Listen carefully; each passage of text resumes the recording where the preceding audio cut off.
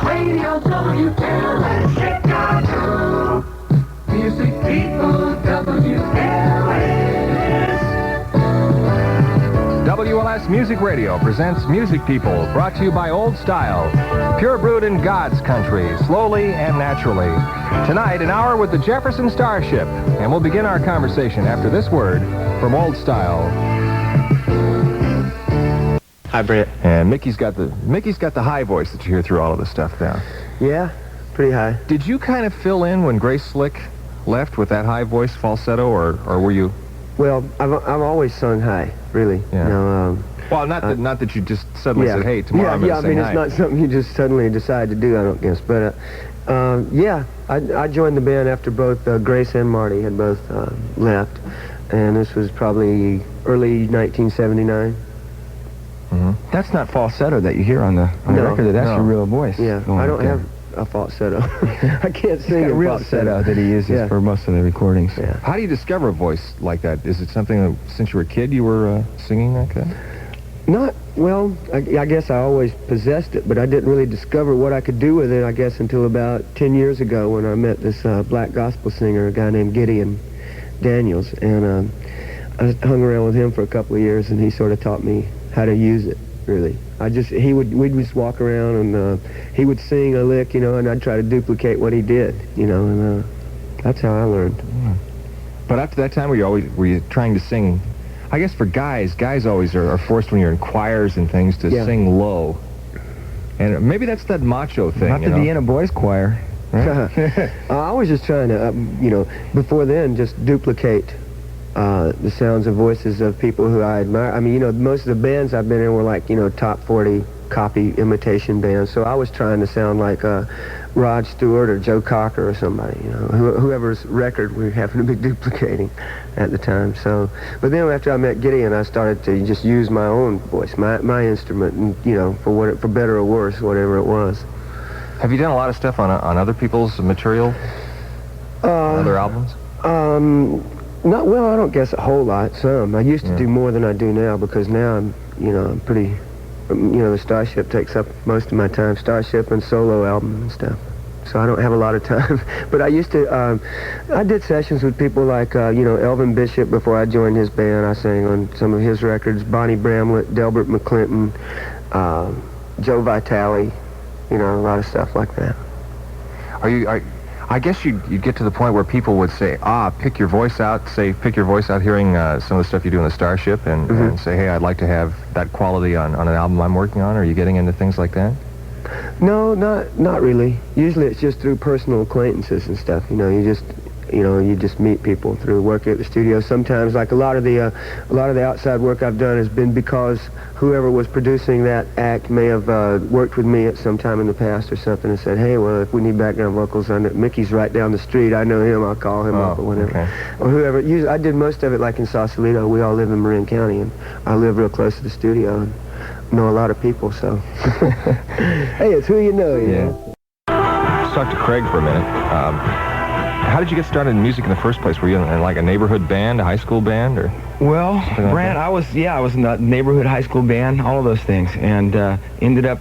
I just spent a lot of time playing guitar, basically, and joined some groups when I was about. I guess I started playing bars and stuff when I was 14, and they just got me because fake ID to get in? Well, no, it was a fake mustache to get in, to tell you the truth. Because in California, you had to be 21, and since I was 14, I had to get a fake mustache, and that worked out pretty good. I got to drink alcohol. Hey, tequila sunrises, you know. And I remember one time meeting the owner in the band, and I'm like on my third tequila sunrise, because that was a big deal, you know, 14 years old, and you can drink these red drinks. And the guy was coming over to be introduced to everybody in the group who had to be at least 21. And I was just about to be introduced to the guy, and I looked at the bottom of the drink, and I saw my mustache floating around in the glass, you know. I'll be right back. But I guess because I started early, I had a lot of time to just play guitar, you know. I didn't have to really pay attention to going to the office every day, and I could spend like 7 or 8 hours a day just playing guitar, which is what I wanted to do. And then I learned how to play all the lead solos, and then all the older guys in town asked me to be in their bands because I knew all the guitar parts. But so one thing led to another. I was in a group that was playing the Bay Area a lot, and Grace Slick and Paul Kantner, who were still in the Airplane at the time, were doing solo albums as well. and they liked some of the material that the band I was in, Steel Wind, was doing, and they wanted to use some of our songs on their solo albums. And since I knew all the guitar parts, they asked me to play on the records, and ended up using more and more of my guitar parts and less of Steel Wind music. And then after about 3 years of doing that, we formed Jefferson Starship. You know, up until then we were all playing together, but we were all in different groups. You know, Paul and Grace were in the Airplane. I was in that band Steel Wind. Pete Sears was in Rod Stewart's group, and David Freiberg was with Quicksilver Messenger Service. But we were having so much fun doing sessions together that after 3 albums of studio stuff, we just said, hey, let's just start a new band, and it was Jefferson Starship in 1973. WLS, music people. More danger in taking something that was fun, where you guys would just get together and play, and suddenly turning it into something with a label like the Jefferson Starship.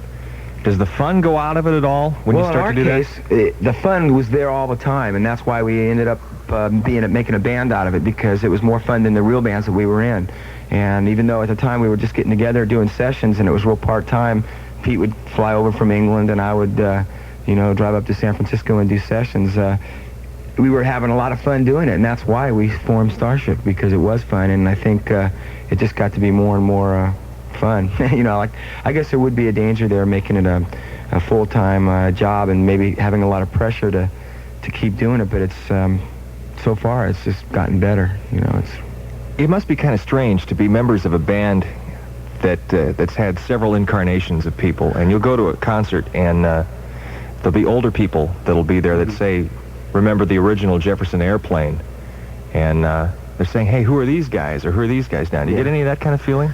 I think that, what Craig was just talking about it still being fun playing in the band, is because this band has experienced some, unusual and sometimes traumatic things have happened in the history of this band over the years, and there have been personnel changes, so it really hasn't had a chance to get stagnant, because it keeps changing and being reborn all the time. For sure. But it got a little stagnant there right before Mickey joined the band, but then it went through some drastic changes. Right. I mean, here's a band that lost, Grace Slick and Marty Ballin at virtually the same time, roughly the same time. That was a pretty heavy loss for any band to take and still continue to exist, I think. Yeah, plus our original drummer there had gotten a car accident too, but it turned out for the better, I think, because at the time the band was getting into this mold of being real mellow and laid back, and when John, the original drummer, who had been playing with Crosby, Stills and Nash and Linda Ronstadt and the Turtles, his roots were real, just kind of mellow studio or something. I mean, it wasn't as high energy as we're doing now. When he left the band and Grace and Marty left the band, it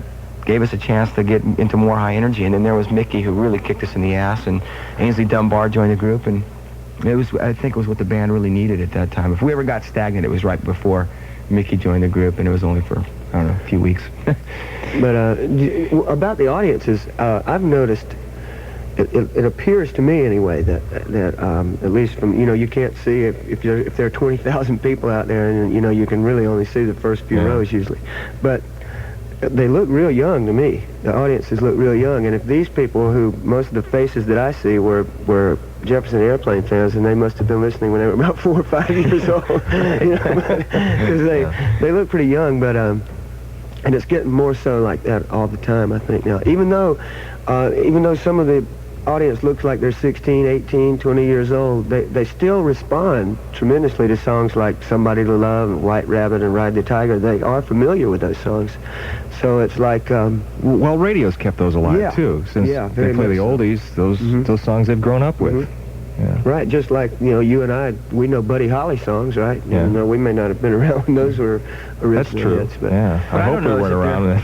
I don't know if they're reacting to Somebody to Love off of the Jefferson Airplane album or the one that was on your solo album, because I know them both, Probably. Well, and it helps having Grace back in the band too. It's really exciting for me as a vocalist. That's really been an exciting experience for me, because she's starting over with a fresh start and a fresh outlook, and she's tremendously healthy now and a real positive attitude, and more rock and roll. It's been great, because she wanted to do more of what the band is doing now musically, the direction that the band's going in. That's sort of what I think Grace was interested in doing that all along. Yeah. And so she was, like you said, when the band sort of got trapped into this more MOR. Well, with Miracles Yeah. and Yeah. well, I can't even remember the songs now. Well, there were Miracles was a songs big like one. Miracles and Count on Me and Yeah. things. They were good songs, but Great they really, songs, you know, but as far It was as in that vein. yeah, and I think that we didn't have as much fun playing that material as we do now because, I mean, for a certain time period and for the albums it was nice, but as far as getting out on the road and playing a lot of that music, it just wasn't as much fun to get up there in front of 20,000 people and play a slow ballad.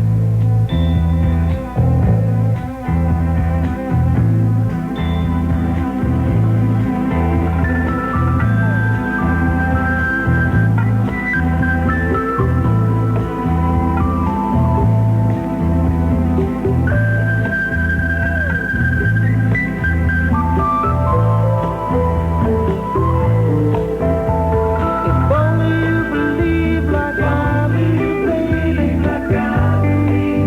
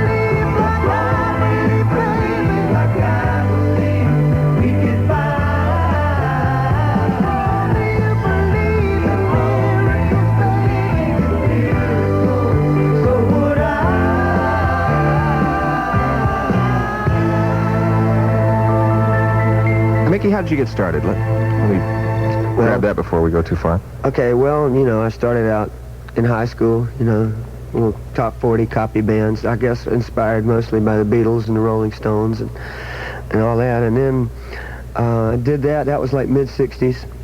And then I went away to college and left my high school band and didn't really expect to ever pursue a musical career professionally. You know, I never thought it would be something that I'd make a living at.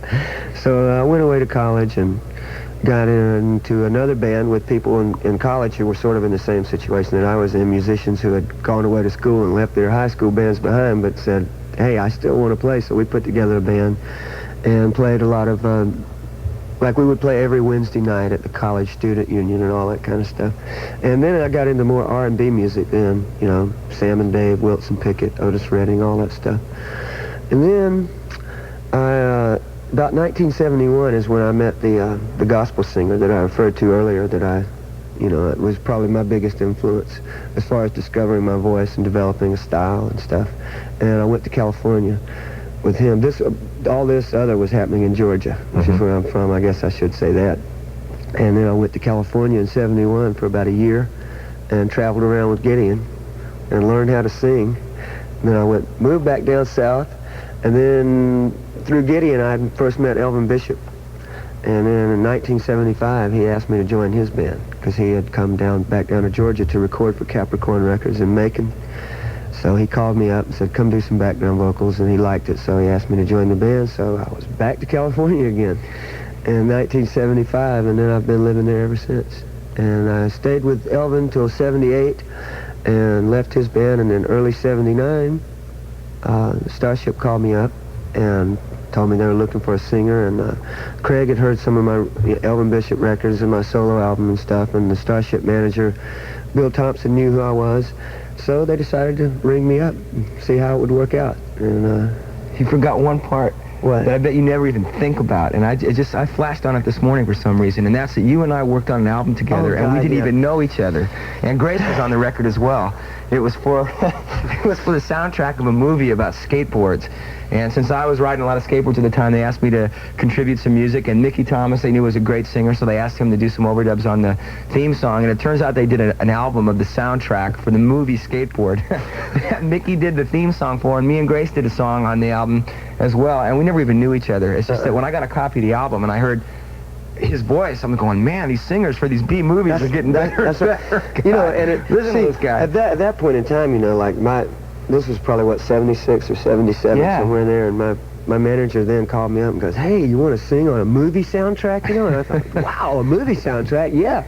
You know, at that time, you don't think about the fact that it was probably one of the worst movies ever made. Hey, I was even in the movie, folks, so, you know. Well, I mean, not that we were in the movie, but you know, the movie itself was such a disaster. Yeah, I have seen the movie. I was in there for about 10 seconds on this one scene where they actually had a real skateboard race, and they had all, like, real riders, and I happened to be in there with them. I fell on my ass. Right up there with Tony Alvin or whatever his name Yes, right, Leif Garrett was in it. And he actually is a good rider, but, I mean, you can see me in the movie for about 10 seconds before I fall and tumble and roll. And Go on the road with people that you live with for 6 months out of the year, or you see all the time, you know, so it pays to have a good personal relationship.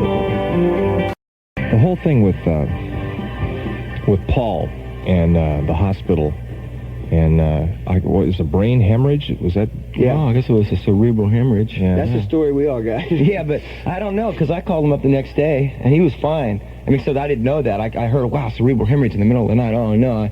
I call him up at the his room, and he's same old sense of humor. I call him. I don't really know how serious it's all been. All I've heard is cerebral hemorrhage. And I get him on the phone, and I go, Paul, hey, how are you doing, man? Are you feeling okay? So he's on the other end of the phone going, oh, great. You know, cute trick. Yeah. Well, thanks, Paul. Can you put Cynthia back on the phone? I mean, I don't know what to think, right? So, but he's over there. He's having a great time. He's writing on the walls. This ain't no disco. This ain't no party. And, I mean, it was a miracle for him because He had a full-on cerebral hemorrhage, but the next day he was totally recovered, and it's like a 1 in 10 million chance of anybody being able to do that. Well, there was something I read in a news article that he had a previous motorcycle accident. That's what I heard, you know, that may have been a real blessing in disguise. He had a bad motorcycle wreck years ago and hit his head really bad, and so he had this little plate inserted in his head, and there was like a little space there. So once the hemorrhage started, it was like the blood had somewhere to go, you know, rather than creating the tremendous tension that usually causes severe aneurysm, and then they have to go in with surgery and remove it and all that stuff. So I guess the motorcycle accident helped to give it to release some of the pressure in his head, give the blood somewhere to go. And he was very, very lucky. I wish I could get those kind of odds in Las Vegas, you know. I'd be a rich man. Well, they kept him in the hospital for 2 weeks just to make sure that there wasn't anything wrong, and they couldn't find anything. So after 2 weeks, they had to let him go, and he was going to escape anyway, I think, had they not let him out. But the doctor said that they'd heard of cases like that in textbooks, but never expected to see one in their careers. And like Mickey says, if you could get odds like that in Vegas, boy. It's been a very positive experience, because he gave up smoking, too, after it happened. Yeah. Do you notice that he still plays as loud, though? I mean, he still turns up as loud. Yeah, he does. Wow. It is a loud band, folks. I think that's one reason why a high voice kind of pays off. You know, you can hear what you're doing. Cut right through all that. Through that sound level, you know. Well, the whole drug thing that in the root days, the airplane was right in the middle of the whole counterculture thing with drugs and things, and everyone seems to have gotten away from that completely now. Grace is away from drugs. Yes, Grace is, but Grace's, I think Grace's problems were sort of an age-old problem that people have had for a long time, with probably the worst drug of all, which is alcohol, you know, and so I think that's where most of her... I think what it is just everything's just become so commercialized over the last 10 years that it's just so commonplace now that people really don't attach much significance to whether or not someone smokes marijuana now, or, you know, or does whatever. And that's really probably about the only drugs that most of the people that I know indulge in anyway, and it seems to be pretty harmless.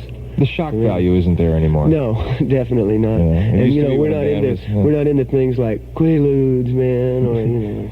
Quaaludes make me fall down. Which make me drive better, man. Yeah, well, it kind of hampers your performance a little bit when you can't walk, you know. Yeah, the illusion, too, is that somebody that comes to a concert sees the band on stage, figures, hey, they're into drugs, and sees the band leave, but they don't realize the fact that you guys have to get up early in the morning, load all your stuff up, pack up and go to another town, live out of a suitcase. Well, I'll tell you, I am into drugs and pills, but it's like vitamin B and coffee, you know. I think one thing I've noticed from being in music, as long as I have been, and what you want to call it, the big leagues or whatever, is that people that are on hard drugs just don't last very long. You know, you don't see them around anymore. And that's one lesson to be learned, I think, in rock and roll, is the heavy drugs just don't make for longevity, not as musicians and not as bands in the audience either. WLS, music people. More of the show. There's got to be some place in the tour where the dip comes, where you slump into a little fatigue. How long does it take? Around the middle of the tour, usually, is when that happens, if it's going to happen. You know, I think the best thing that anybody can develop, I think, in this business is consistency, you know.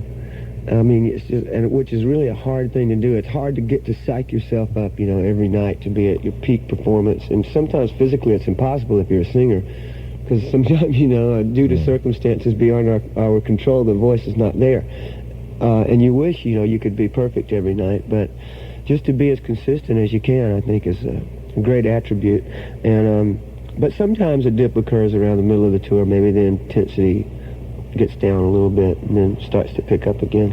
What has to be kind of frightening is the fact that that when you do an album, you put your best effort into that album, and everybody's got that album at home, and that's the basis of comparison when they come to the concert to watch your performance live. And so you're always having to measure up to the album. Yeah. Is that kind of frightening? No. That's not frightening to me. That's definitely a factor, but as far as I'm concerned, the touring is a lot more fun than making the record. And You have the interaction with the audience, at least there's somebody out there. Yeah, that's a big part of it. And I think making a record is a lot like sitting in your garage and working on your motorcycle when it's in parts, and you know, and you're trying to read the manual and go, God, where does this go? It's never going to be a machine again. And then that's like working on the record, trying to get everything to work right. And then once you're out on the road, the songs are figured out, you pretty much know what you're doing, and it's kind of like having the bike together and you're cruising down the freeway at 55. 55. You know, but I mean, it's like it's freedom to me being on the road, because everything is fun at that point. You know the songs, what they sound like, and maybe there's that comparison to the album. But I think, I don't know, there's a lot of spontaneity at live that you don't get on a record too, and you get that audience participation. And there's things that happen live that won't happen on a record. I think some groups put too much emphasis on trying too much to sound like their record. You know, I mean, I'm not saying that you shouldn't sound good. I want us to sound good live. I want everything to be in tune and sing in tune and have everything sound good, but not necessarily just like the record. You know, I mean, some things are impossible to recreate on stage, but as long as they're good and exciting, you know, I think it's two different concepts. The recording studio and live concerts, to me, are worlds apart. What do you guys look at as far as long-term future plans? Do you want to be playing in a band 5 years from now, producing? Sure. Yeah. Doing concerts on the moon? Concerts on the moon. Sure. That can't be too far off. I'd like to be playing in a band 10 years from now. Yeah, concerts on Mars. Right. Yeah. But as long as it's fun, I think we're going to be doing it, you know. I'm speaking for Mickey and myself. I would like to do some producing, too, though. You know, I figure maybe 5 more years I'll, you know, learn enough to maybe attempt that, as long as I have a good engineer, because that part of it, you know, I don't understand that. He does. You know more about that than I do. Maybe we could produce together. Hey, you know. What do I sign? You gonna do the vocals? Yeah. Okay, let's go. Now, that's one thing I like to do at home, though, is just you know, mess around with all the machines. In fact, it's kind of a nice little studio here you got. But that's real fascinating to me. I find that it's more than just a guitar part or a song. It's an arrangement and then the technical production end of it and all of the knobs and machines. And well, it is an extension of the instruments. It absolutely. It's like if you were painting a picture, you wouldn't just use one color or one type of paint or one paintbrush, and it's all part of painting a picture for the ears, I think, is using the equipment in the studio and the musical instruments and the creativity in the songs, and it's all an extension of the same creative process. Well, whatever you guys do, much continued success to you. Thank you. Craig Chiquisa? Chiquiso. Chiquiso. It's an Indian name. What tribe? Well, it means horse or a sex guy, depending on the tribe. Edit. Edit. Well, let's put a bleep in there. People can figure it out. Sorry, guys.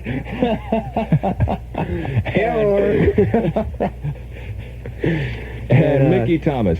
Mickey Thomas, which means Mickey Thomas. Yeah, Mickey means Mickey and Thomas for Thomas. Yeah. 2 members of the Jefferson Starship on Music People. Thank you for coming by tonight. Thank you. Thanks, Brant. Music People was brought to you by Old Style. Pure brewed in God's country, slowly and naturally. Members of the Jefferson Starship were interviewed by Brant Miller. Music People is engineered by Marty Sermon and produced by Brant Miller. WLS.